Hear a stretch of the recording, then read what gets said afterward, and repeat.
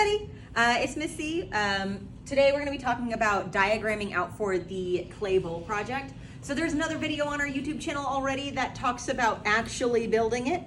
This is planning steps. Because again, clay dries out over time and you want to know what you're doing with it before you actually start doing anything. Otherwise, it's going to dry out and then you're going to be sad. So right here I have the basis of a diagram for our bubble bowls.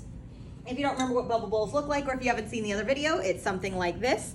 They are bowls that are made inside a mold of a regular plastic bowl, and they're made in such a way that you have these patterns that you put on the outside made out of coils and little spheres and things like that. So in order to know what you're actually going to build, we're going to start with this.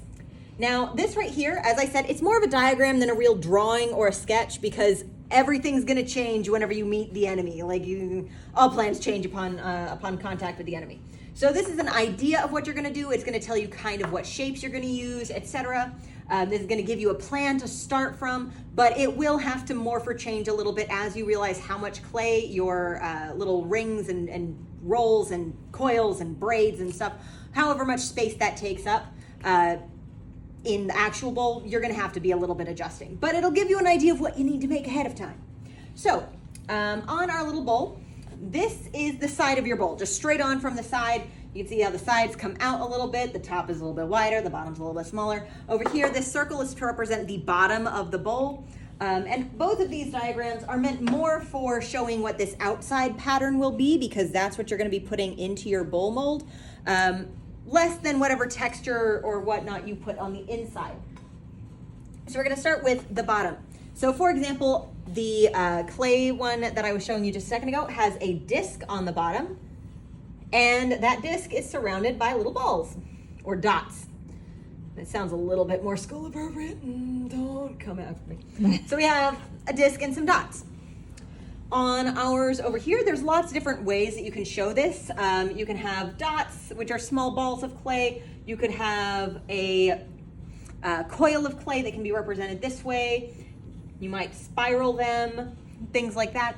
Just very simple, think simplistic.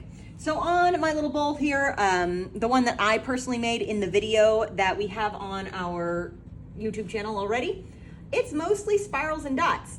So in here, I would represent that on my little sketch as little spirals and little dots. If I wanted instead to have a bunch of rings that went around my bowl, like just flat rings, then I might draw them as lines like this. Or if I want lines that come straight down, I could even have some of my coils laid in straight up and down like this. Or I could zigzag them, or I could even make them into rings, like little donuts, and have a hole that goes through my little pot. That's all fine. You can also, however, this is something that students did last year before we even saw what they made with our video. They decided that they didn't just want all of these shapes, they wanted to go a little bit crazier, and they decided to make little shapes. So the shapes that kids used pretty often where they made some stars, they made some hearts, and I had one kid make ducks. And I also have one kid make dinos. So if I come over here and let's move these. Bum, bum, bum, bum, bum, bum, bum, bum. Don't make fun of my star, y'all. So if you have something like this, that's all well and good, but what you do need to remember is that you want to make sure that your areas in here are filled. You've taken up all of that space. Space like what we have around our star right here will become a hole like in this ring unless we fill it with something. Because whenever you're smearing your bowl on the inside, if you have a large gap, sometimes you can't completely cover it. So you got to find some way to fill in those gaps. Like around here, I just put some dots. All right, so you do want to get this made up before you start your clay bowl project. You also probably want to give it some color. You can go very simple. Like this one is red on the outside and black on the inside. Or you can go a little bit more complex. This one is a solid blue on the outside, or on the inside, but it has yellow, red, and blue on the outside. Both of those works. Also, while you're doing this, if you happen to have a lot of clay available to you, other things that you can do other than just make a plain bowl is you can do things like add feet. This guy has some nice little nubbins. Or you could even add handles. So if that's something that you think you might want to do, add it into your design. And if you don't have enough clay, you don't have enough clay. But at least if you do have enough clay, you'll know to reserve some for it.